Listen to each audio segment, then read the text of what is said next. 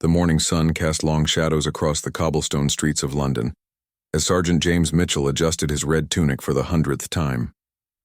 Today marked his 15th year serving as a Royal Guard, and like every other ceremonial day, thousands of people would line the streets to watch the Queen's annual parade. The crowd was already gathering, families spreading blankets on the sidewalks, children clutching small British flags, and tourists positioning their cameras for the perfect shot. James had seen it all before: the excited faces, the waving hands, the cheers that would echo through the historic streets. But something felt different today.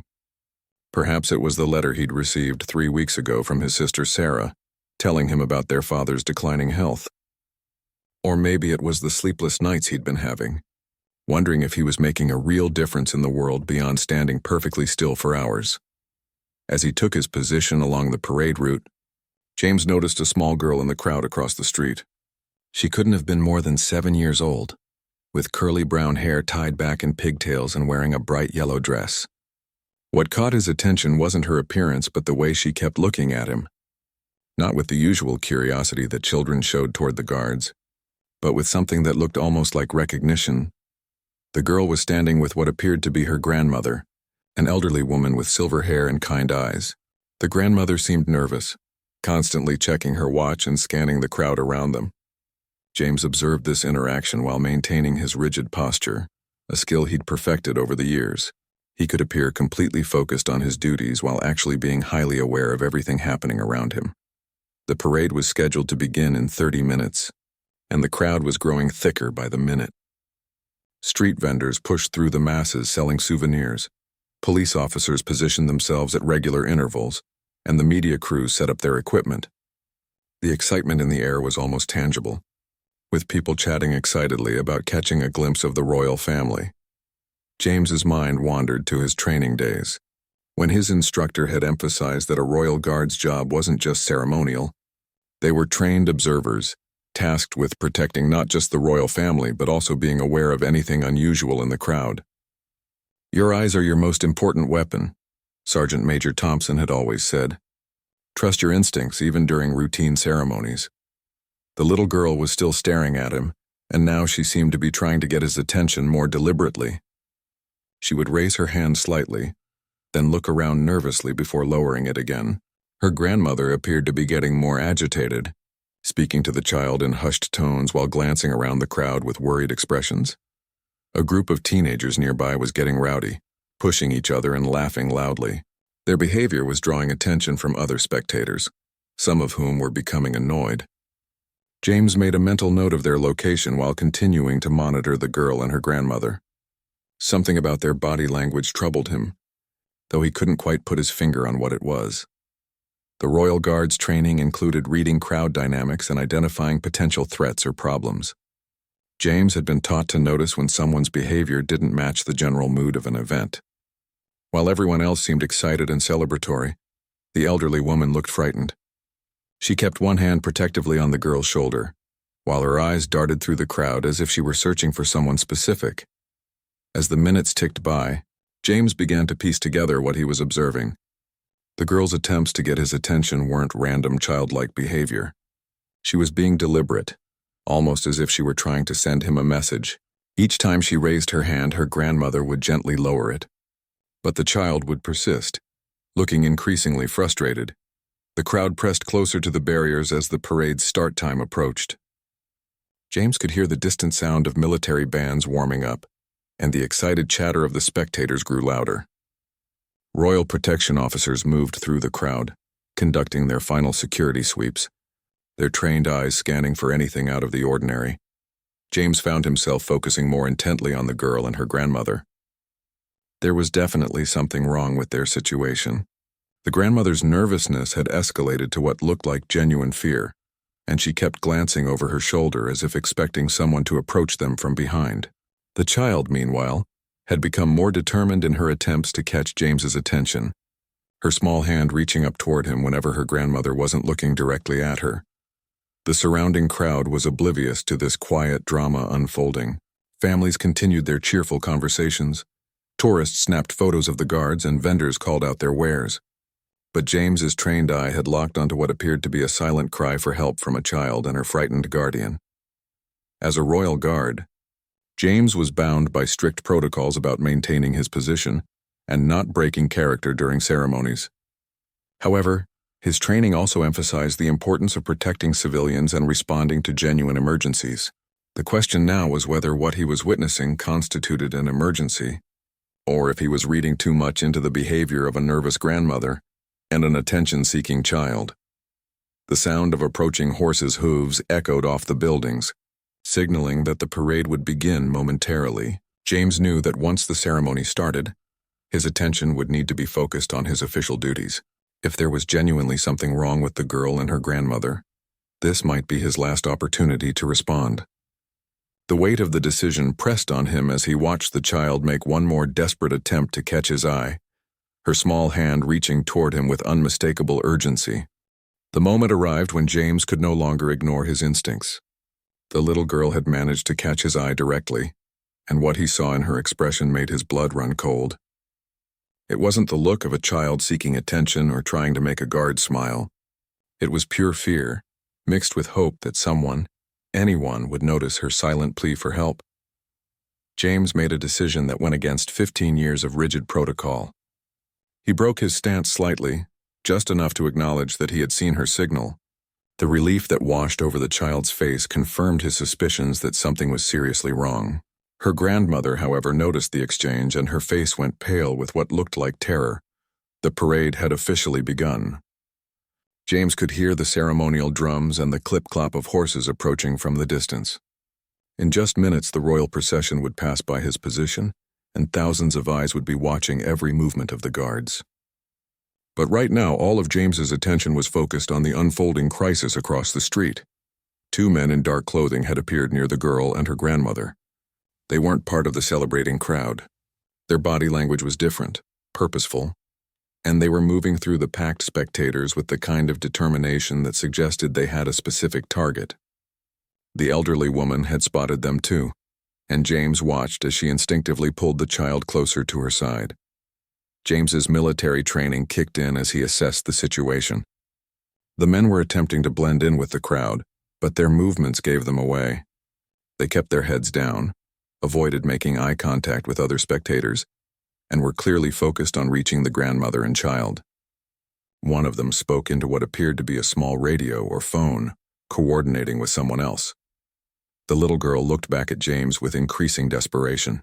She had stopped trying to be subtle about getting his attention and was now openly gesturing toward the approaching men. Her grandmother was trying to move away from them, but the crowd was so thick that their escape routes were limited. They were essentially trapped by the very crowd that had gathered to celebrate. James found himself facing an impossible choice. His duty as a royal guard demanded that he remain at his post, especially with the royal procession approaching. Breaking ranks during a ceremony was not just a violation of protocol, it could be considered a dereliction of duty. But his training as a soldier and his instincts as a human being were screaming at him that a child was in immediate danger. The sound of the approaching parade grew louder. James could see other guards along the route standing at perfect attention, their focus entirely on their ceremonial duties. None of them had noticed the drama unfolding in the crowd. The police officers positioned nearby were watching the official procession, not the spectators behind the barriers. One of the men in dark clothing had almost reached the grandmother and child. James could see him pushing through the crowd more aggressively now, no longer concerned about maintaining his cover. The elderly woman was looking around frantically for help, but everyone around her was focused on the approaching parade. Their attention turned toward the street rather than on each other. The little girl made one final, desperate gesture toward James. She pointed directly at the man approaching them, then placed both hands on her heart and shook her head. The message was clear. These men were dangerous and she was afraid. Her grandmother tried to pull her away, but there was nowhere to go in the packed crowd. James made his decision.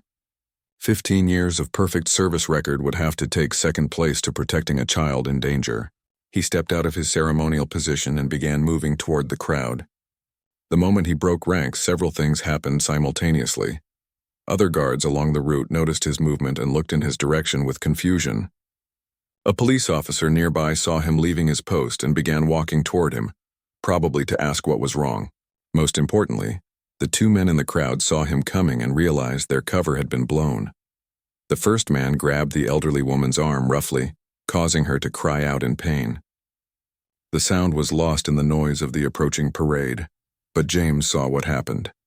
The second man reached for the little girl, but she was too quick for him. She ducked under his grasp and began pushing through the crowd toward James. The crowd was so focused on the ceremony that most people didn't realize what was happening. A few spectators near the incident looked confused as they saw men roughly handling an elderly woman. But the festive atmosphere and noise of the parade masked the seriousness of the situation. James was moving as quickly as he could through the crowd, but his ceremonial uniform and equipment made it difficult to navigate between the tightly packed spectators. The heavy boots, formal jacket, and ceremonial sword weren't designed for pursuing criminals through crowds. But his determination to reach the child overrode any physical discomfort. The little girl was running toward him now, tears streaming down her face. Behind her, one of the men was following, pushing people aside roughly in his attempt to catch her. The elderly woman was being held firmly by the other man, who seemed to be trying to drag her away from the area without causing too much of a scene. James reached the barrier separating him from the crowd just as the little girl arrived at the same spot. She was sobbing and reaching up toward him, trying to climb over the barrier to reach safety. Behind her, James could see the man pursuing her getting closer, and his intentions clearly weren't good. The royal procession was now visible in the distance, and James knew that he had only seconds to act before the situation became even more complicated. The girl needed his help immediately, but intervening would mean completely abandoning his post during one of the most important ceremonial events of the year. Everything he had worked for in his military career was about to be put at risk for the sake of a child he had never met before today. James lifted the little girl over the barrier without hesitation. The moment she was in his arms, she wrapped her small hands around his neck and whispered urgently in his ear, "They took my mummy 3 days ago. Grandma says they want to take me too. Please don't let them." Her words hit James like a physical blow, confirming that his instincts had been absolutely correct. The man who had been pursuing her stopped abruptly when he saw James holding the child. For a moment, he seemed to be calculating whether he could still complete whatever mission he was on, but the sight of a uniformed royal guard protecting the girl clearly changed his plans. He began backing away, speaking rapidly into his radio. James scanned the crowd and spotted the second man still holding the grandmother. The elderly woman was struggling weakly against his grip, but she was no match for his strength. James realized he was now responsible for protecting both the child and her grandmother, while the royal procession was approaching his abandoned post. The situation was becoming more complex by the second. Other guards had noticed his absence from the line, and James could see his commanding officer, Major Williams, looking in his direction with a mixture of confusion and anger. The major began walking toward James's position, clearly intending to demand an explanation for this breach of protocol. The little girl was still clinging to James, but she pointed toward her grandmother and said, "Please help her too. That bad man is hurting her." James could see that the elderly woman was indeed in distress, and the man holding her was becoming more aggressive as he realized his plans were falling apart. James made a decision that would define the rest of his career. He activated his emergency radio, breaking the silence that was typically maintained during ceremonies. "This is Sergeant Mitchell requesting immediate police assistance. We have a potential kidnapping in progress among the spectators. 2 suspects attempting to abduct an elderly woman and child." His radio call cut through the ceremonial channels and was heard by every security officer in the area. Within seconds, police officers began moving through the crowd toward James's location. The 2 men in dark clothing realized that their operation had been completely compromised. Major Williams reached James just as the police were arriving. "Sergeant Mitchell, what is the meaning of this? You've abandoned your post during a royal ceremony." But before James could answer, one of the responding police officers approached them. "Sir, we've been looking for these 2, the officer said, gesturing to the child and grandmother, Mrs. Eleanor Hayes and her granddaughter Sophie. They were reported missing 3 days ago after Mrs. Hayes witnessed a serious crime. We believe they were being held against their will." The pieces of the puzzle suddenly fell into place. The grandmother and child weren't just random victims. They were witnesses to something important, and the men trying to take them were likely connected to whatever crime they had witnessed. James's decision to break protocol had probably saved their lives. The man holding the grandmother suddenly released her and began pushing through the crowd, trying to escape. But the police were ready for him. Several officers converged on his location, and within minutes both suspects were in custody. Mrs. Hayes collapsed into the arms of a police officer, exhaustion and relief overwhelming her. Little Sophie was still holding on to James, but she had stopped crying. "Thank you," she whispered. "I knew if I could get your attention, you would help us. Mommy always told me that soldiers protect people, especially children." The mention of her mother brought fresh tears to Sophie's eyes. James gently asked, "Where is your mummy, sweetheart?" Sophie's grandmother, now safe with the police, overheard the question and answered for her. Sophie's mother, "My daughter Rebecca disappeared 4 days ago," Mrs. Hayes explained, her voice shaky from exhaustion. "She witnessed a robbery at the bank where she works. The next day, men came to our house looking for her. When they couldn't find Rebecca, they took Sophie and me instead. They said we knew too much." The police officer taking notes looked up. "Mrs. Hayes, we've been searching for your daughter as well. This arrest might help us find her. These men were part of a larger criminal organization that we've been investigating for months." James felt the weight of what had just happened settling on his shoulders. By breaking protocol and abandoning his ceremonial post, he had not only saved a grandmother and child from kidnappers, but potentially helped police solve a larger criminal case and find a missing mother. Major Williams had been listening to this exchange with growing understanding. The anger on his face was gradually being replaced by something else. "Sergeant Mitchell," he said quietly, "it appears your actions today may have prevented a serious crime." The royal procession was now passing by James's abandoned post. Other guards had closed ranks to fill the gap, and the ceremony continued without interruption. But James was no longer thinking about the parade or his career consequences. He was thinking about a little girl who had been brave enough to ask for help, and a grandmother who had tried to protect her despite being terrified herself. Sophie looked up at James with her big brown eyes and said, "Will you help find my mummy too?" It was a question that would haunt James for days to come, because he knew that his role in this story was far from over. The arrest of these two men was just the beginning of uncovering what had happened to Rebecca Hayes. As the police prepared to take statements from Mrs. Hayes and Sophie, James realized that his 15-year career as a Royal Guard might be ending. But his role as a protector was just beginning.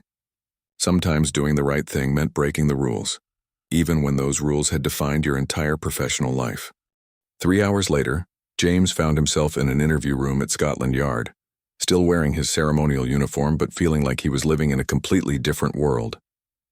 Detective Inspector Sarah Chen sat across from him, reviewing the notes from the arrests that had taken place during the parade. The two suspects were being held in separate cells, and the information they were providing was painting a picture of a criminal organization much larger than anyone had initially suspected. "Sergeant Mitchell," Detective Chen began, "what you did today likely saved 2 lives, but more importantly, you may have helped us crack a case we've been working on for 8 months. The men you helped us arrest are part of a group that's been involved in bank robberies, money laundering, and witness intimidation across London." James shifted uncomfortably in his chair. The events of the morning felt surreal, like something that had happened to someone else. "Detective, I just did what felt right. That little girl was clearly in danger and her grandmother was terrified. I couldn't just stand there and watch." "Tell me about the signal you mentioned in your report," Detective Chen said. "You wrote that Sophie Hayes gave you some kind of signal that made you realize she needed help. Can you describe that in more detail?" James thought back to those crucial moments during the parade. It wasn't anything dramatic. She kept looking at me, not the way children usually look at the guards during ceremonies. She seemed to be trying to communicate something specific. When she pointed at the men approaching her grandmother, and then put her hands on her heart and shook her head, I understood that she was afraid of those particular people. Detective Chen made notes as James spoke. "Sophie is a remarkably brave child. When we interviewed her after the arrests, she told us that she had been watching the guards during previous public events with her mother. Rebecca Hayes, Sophie's mother, apparently taught her that police officers and soldiers were people she could trust if she ever needed help." The mention of Rebecca Hayes brought James back to Sophie's question about finding her mother.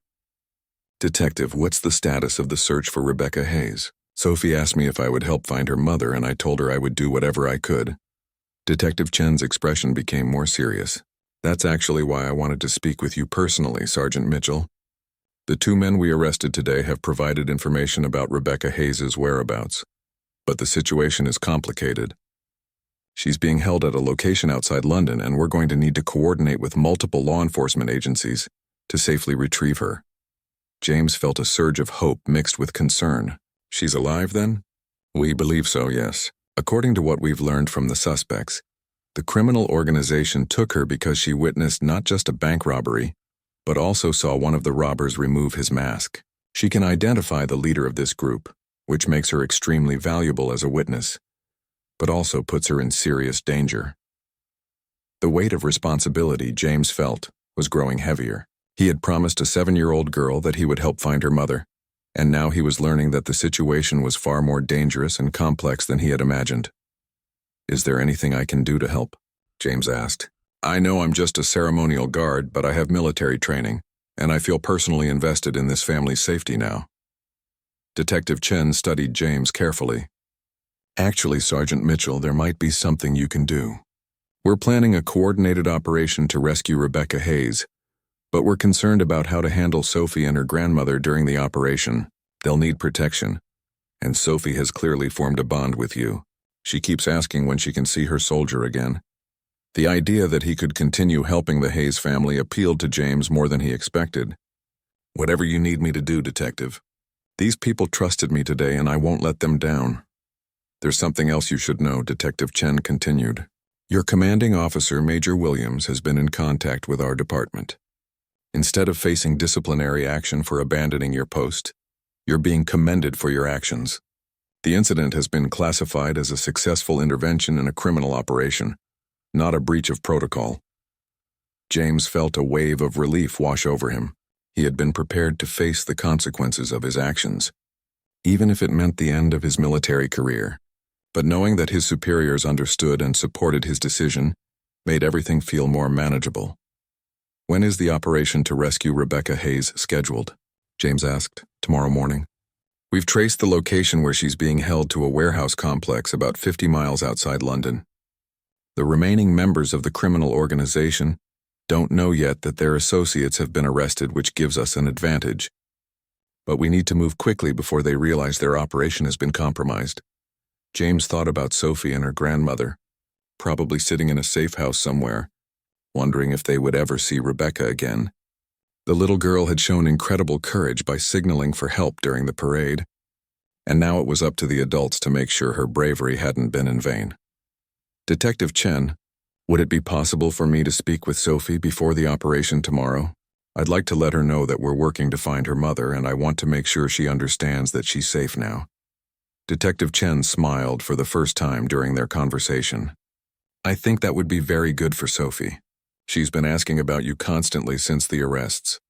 Mrs. Hayes has also expressed that she would like to thank you properly for what you did today. As James prepared to leave the interview room, Detective Chen handed him a card with her direct contact information.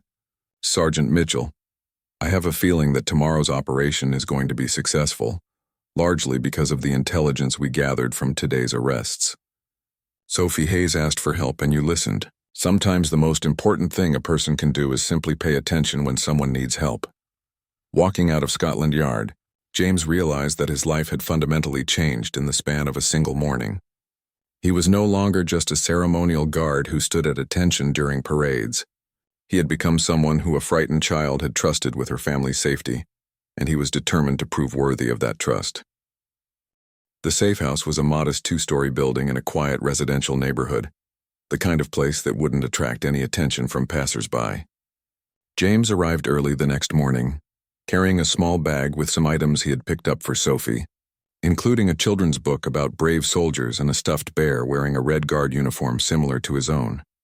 Mrs. Hayes answered the door, and James was struck by how much older she looked than she had during the chaos of the previous day.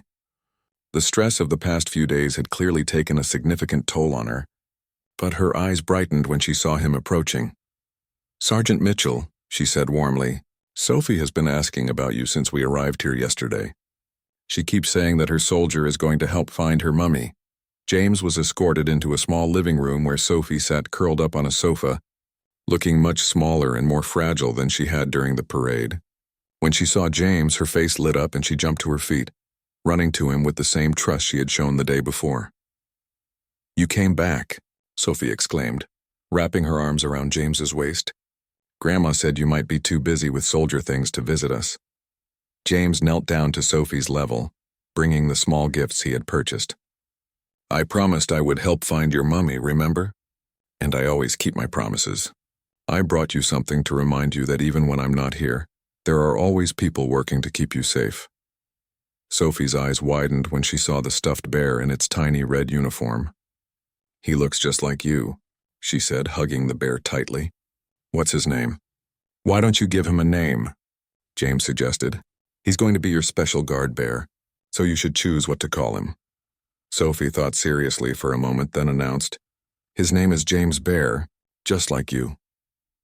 The simplicity and sincerity of her gesture touched James more deeply than he expected. Mrs. Hayes had been watching this interaction with tears in her eyes. When Sophie became absorbed in examining her new gifts, she pulled James aside to speak privately. "Sergeant Mitchell, I don't know how to properly thank you for what you did yesterday. Sophie and I were terrified, and we had almost given up hope that anyone would notice we needed help. When Sophie started trying to signal to you, I was afraid she would make things worse. But she kept insisting that soldiers help people." James found himself thinking about his own childhood, when his father had served in the military and James had learned to see soldiers as protectors and heroes. "Mrs. Hayes, Sophie was incredibly brave yesterday. Most children her age wouldn't have had the presence of mind to ask for help the way she did. She gets that from her mother," Mrs. Hayes said with a mixture of pride and worry. "Rebecca always taught Sophie to be strong and to trust the right people when she needed help. I just pray that we'll have the chance to tell Rebecca how proud we are of her daughter." Detective Chen arrived at the safe house shortly after James, accompanied by several other officers who would be coordinating the day's rescue operation. She briefed James and the Hayes family on the plan that had been developed overnight. "We've confirmed Rebecca's location through surveillance and additional information from the suspects we arrested yesterday," Detective Chen explained. "She's being held in a warehouse complex that the criminal organization has been using as a base of operations. We have teams positioned around the perimeter, and we're confident that we can extract her safely." Sophie looked up from playing with her new bear. "Will my mummy be hurt?" she asked with the direct honesty that only children possess. Detective Chen knelt down beside Sophie, speaking gently. "We're going to do everything we can to make sure your mummy comes home safe and sound. We have a lot of police officers and soldiers helping us, just like Sergeant Mitchell helped you yesterday." James watched Sophie process this information, seeing the trust in her eyes as she looked between him and Detective Chen. "James Bear and I will wait here for Mummy," Sophie announced with determination. "We'll be very brave." The rescue operation was scheduled to begin in 2 hours.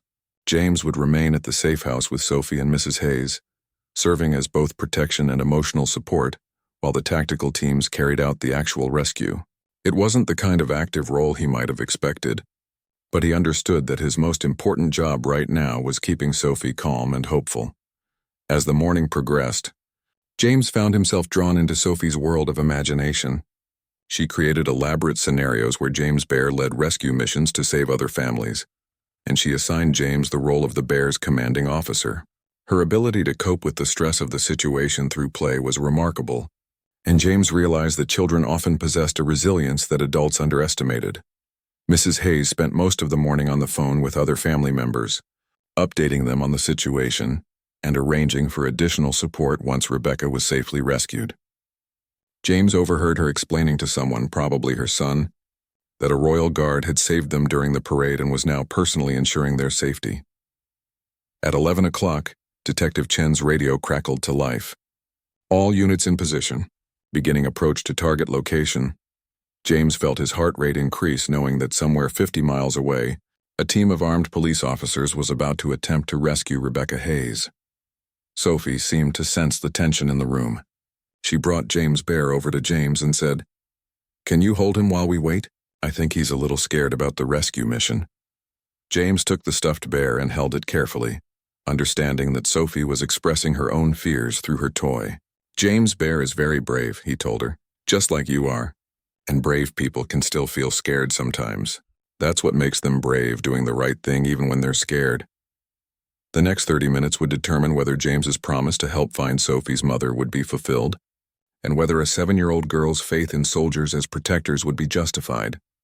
As they waited for word from the rescue team, James found himself praying that he hadn't given Sophie false hope, and that her remarkable courage in asking for help would ultimately lead to her family being reunited.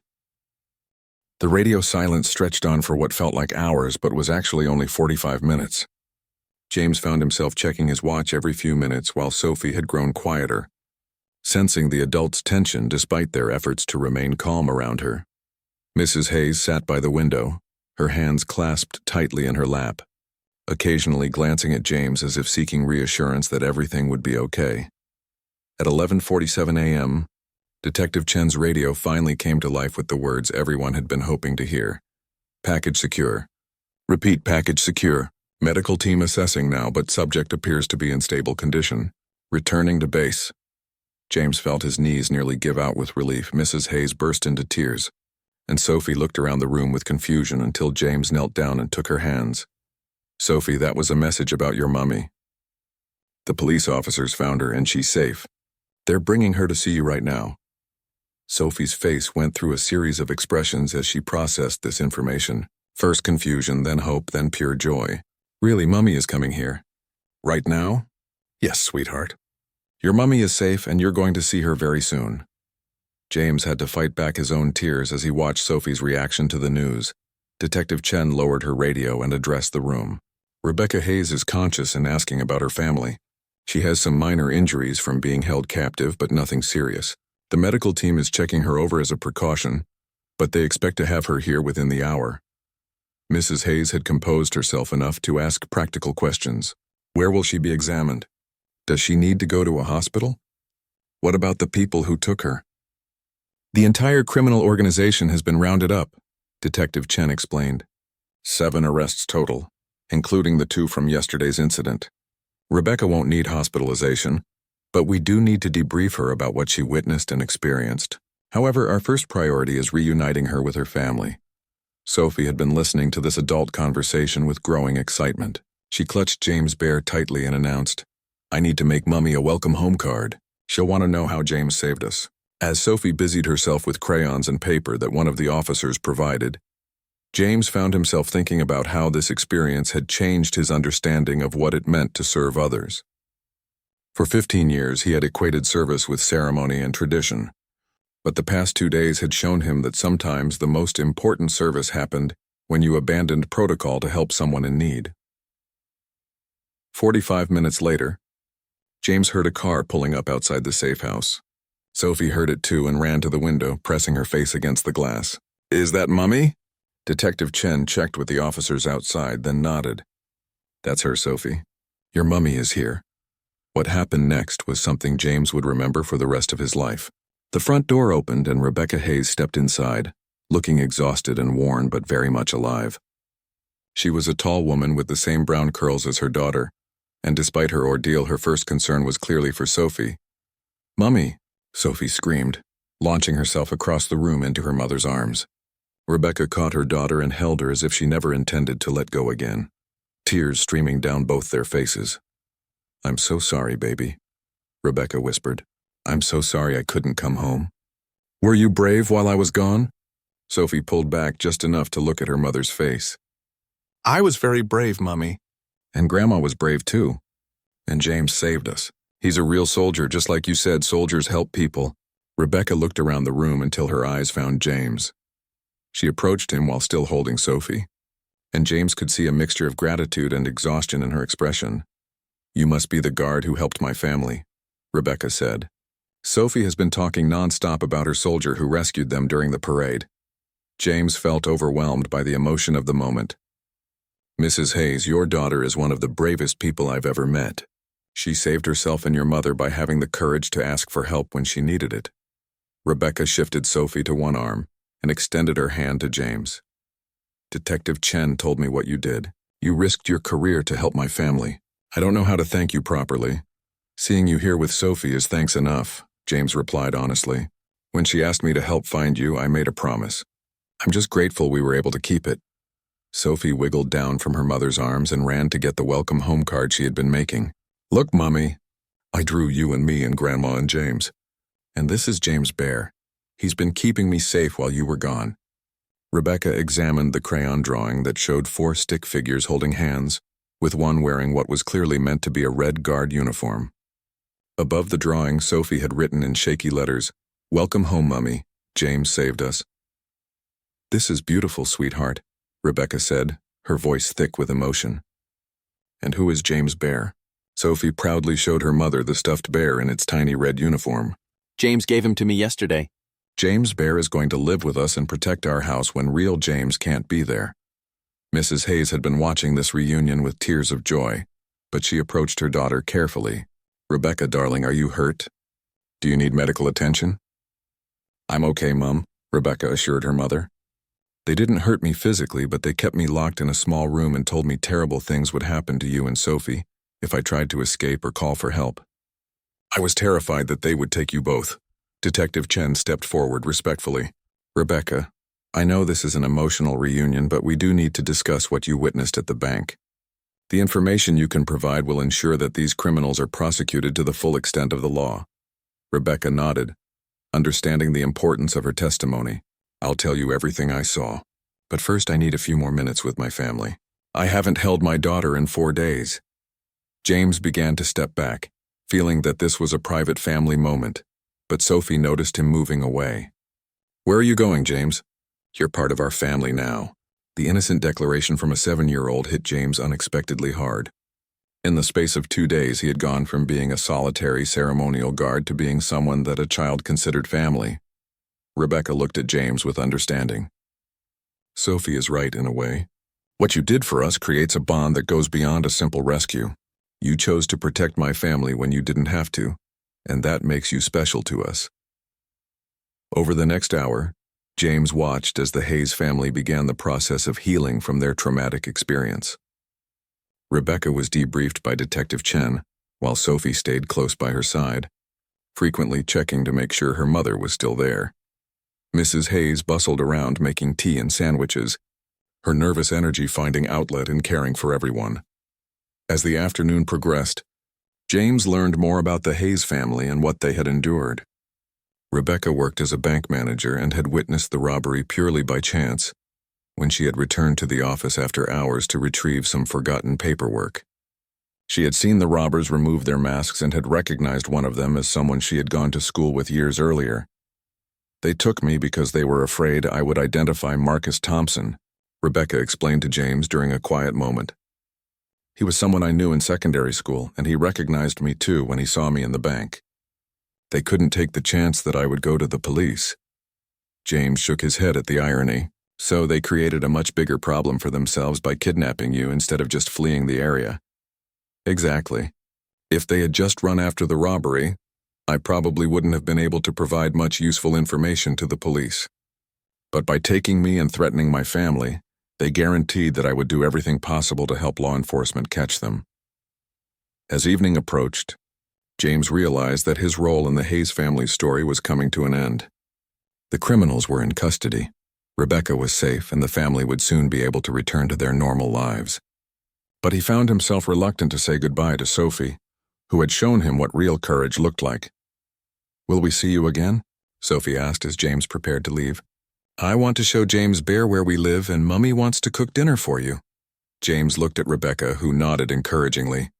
"You'll always be welcome in our home, Sergeant Mitchell. Sophie talks about you like you're a superhero. And honestly, from where I'm sitting, that's not far from the truth." 6 months later, James stood in his dress uniform outside Buckingham Palace, but this time he wasn't preparing for a ceremonial parade. Instead, he was waiting to receive a commendation for his actions during what the media had dubbed the Parade Day Rescue. The story had captured public attention, not just because of the dramatic circumstances, but because it represented something people rarely saw: someone choosing to do the right thing regardless of personal consequences. Sophie Hayes sat in the front row of the ceremony audience, wearing a bright blue dress and holding James Bear, who had been given his own tiny medal for the occasion. Next to her, Rebecca and Mrs. Hayes watched with pride as various officials prepared to recognize James's actions. The past 6 months had brought significant changes to all their lives. The investigation that followed Rebecca's rescue had revealed the extent of the criminal organization's operations. Her testimony had been crucial in securing convictions for all 7 members of the group, including the ringleader Marcus Thompson. The case had become a model for how witness protection and community policing could work together to solve complex crimes. For James, the months following the incident had been transformative. Rather than facing disciplinary action for abandoning his post, he had been praised by his superiors and offered a transfer to a new role in community policing. The skills he had developed as a Royal Guard, particularly his ability to observe and assess situations, had proven valuable in his new position working with vulnerable families and children. "Ladies and gentlemen," the ceremony official announced, "we are here today to recognize Sergeant James Mitchell for his exceptional courage and judgment during a critical incident that took place during the Queen's annual parade. Sergeant Mitchell's actions not only saved 2 lives but also led to the resolution of a major criminal investigation." As James stepped forward to receive his medal, he caught Sophie's eye in the audience. She was beaming with pride and holding up James' bear so the stuffed animal could see the ceremony. The sight of her reminded James that the real reward for his actions wasn't the recognition he was receiving today, but the knowledge that a brave little girl and her family were safe and together. After the ceremony, James was surrounded by well-wishers and media representatives, but he kept his comments brief and focused on the Hayes family's courage, rather than his own actions. "Sophie Hayes is the real hero of this story," he told one reporter. "She had the presence of mind to ask for help when her family was in danger, and she trusted that someone would listen to her. That kind of faith in other people is something we should all aspire to." Later that evening, James joined the Hayes family for dinner at their home, a tradition that had developed over the past several months. Rebecca had indeed returned to work at the bank, though she now served as an advocate for improved security measures and employee safety protocols. Mrs. Hayes had become something of a local celebrity, speaking at community groups about the importance of teaching children how to seek help when they needed it. But it was Sophie who had changed the most. The shy, frightened child who had signaled for help during the parade had grown into a confident young girl who spoke openly about her experience and the importance of trusting the right people. She had even visited James's new workplace, helping him connect with other children who were in difficult situations. "James," Sophie said over dinner, "I told my teacher about how you saved us, and she wants to know if you'll come to our class to talk about being brave. I told her that you taught me that being brave doesn't mean you're not scared. It means you do the right thing even when you are scared." James smiled at hearing his own words repeated back to him. "I'd be honored to speak to your class, Sophie. But I think you should be the one to tell them about being brave. After all, you're the one who was brave enough to ask for help when you needed it." Rebecca watched this exchange with the contentment of a mother who had seen her daughter thrive despite experiencing trauma. "You know, James, Sophie still keeps that original drawing she made of our family. The one where you're holding hands with all of us. She says it reminds her that family isn't just about who you're related to, but about who chooses to protect and care for you." As the evening wound down, James reflected on how much his life had changed since that morning, when he had noticed a little girl trying to get his attention during a parade. His career had taken an entirely new direction, his understanding of service had deepened, and he had gained an extended family that he treasured. Mrs. Hayes walked James to the door as he prepared to leave. "You know, Sergeant Mitchell, I often think about what would have happened if you hadn't been paying attention that day, or if you had decided that following protocol was more important than helping a stranger. Sophie and I probably wouldn't be here today." James considered this soberly. "Mrs. Hayes, I think about that too. But I also think about what Sophie taught me that day. She showed me that sometimes the most important communication happens without words, and that children often understand who they can trust better than adults give them credit for." As James drove home that night, he passed the route where the royal parade had taken place 6 months earlier. The streets were quiet now, just ordinary London roads without the fanfare and ceremony that had marked that fateful day. But for James, these streets would always represent the moment when his life took a turn toward something more meaningful than he had ever imagined. His phone buzzed with a text message from Sophie. "Thank you for coming to dinner. James Bear says thank you too. See you next week for my class presentation. P.S. Mummy says you're the best brother a girl could ask for." James smiled as he read the message, understanding that the little girl who had changed his life by asking for help had given him the greatest gift of all. The knowledge that being truly brave meant being willing to step outside your comfort zone to protect someone who needed you. Sometimes the most important signals we receive come from the smallest voices, and the most heroic thing we can do is simply choose to listen.